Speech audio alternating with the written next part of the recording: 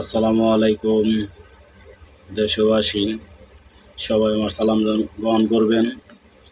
আমি দুইটা কথা বলতে চাইছি। তো কথা দুটো হলো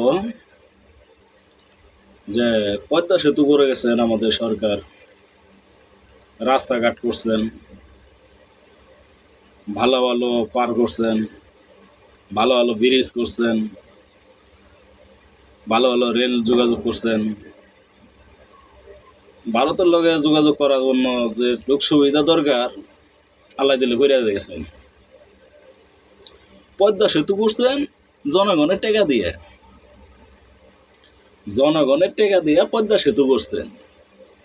এখন সেই পদ্মা সেতু এপার ওপার পার হলে টুল দিতে হয়। প্রত্যেকটা গাড়ির কাছ থেকে 2000, 2500, 3000 এরকম করে টুল নেওয়া হয়। এই টাকা গুনা কই যায়? সাধারণ জনগণ যদি বুঝতো যে আপনি এ দেশে আর থাকবেন না, তাহলে আমার মনে হয় এগুলো প্রশ্ন করতো, আপনাকে ছেড়ে দিত না।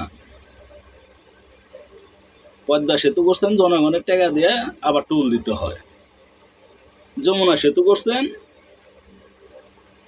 সেটারও টুল দিতে হয়। হ্যাঁ, যমুনা সেতু টুল নেওয়ার উদ্দেশ্য হলো যে বাইরের রাষ্ট্রের থেকে, ব্যাংকে থেকে লোন নিয়ে যমুনা সেতু করা হয়েছে, সেই উপলক্ষে টুল নেওয়া হয়।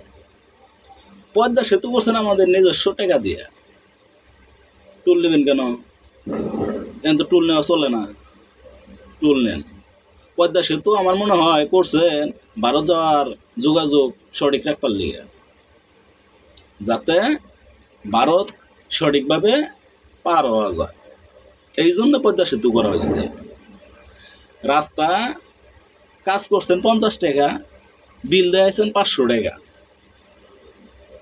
8 টাকা কি করছেন? পাচার করছেন। এক মন্ত্রীরা কোটি কোটি টাকা নিয়ে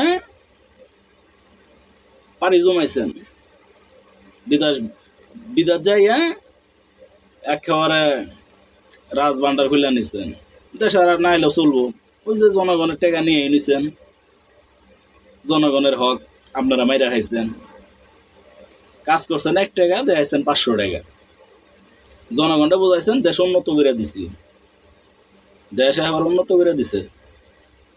এখন প্রত্যেকটা লোকের পিছে 1-1.5 লাখ টাকা করে ঋণ দিয়ে আপনি যে গেলেন গা, এই টাকা শোধ করবো কেটা? ওই যে স্যার ইউনুস যদি দেশে না আসতো, আমার মনে হয় যে দেশ ভারতে নিয়ে যেত গা। উনি আইসা হেরা দেশটারে নিয়ন্ত্রণে রাখছে। আমার মনে হয় না যে অন্য কোনো লোক যদি এখানে দিত, এইভাবে দেশটা পরিচালনা করতে পারতো। যে টাকা ঋণ আজকে জোর মিলে তার মাথা পিছু প্রায় 1.5 লাখ টাকার মতো ঋণ। এই টাকা ঋণ কে দিত?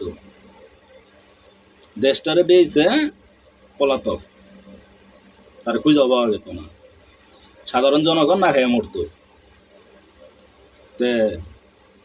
মানুষ যদি শিক্ষা পেয়ে থাকেন, যদি বুঝে থাকেন, তাহলে সঠিক জায়গায় সঠিক কাজটাই করেন।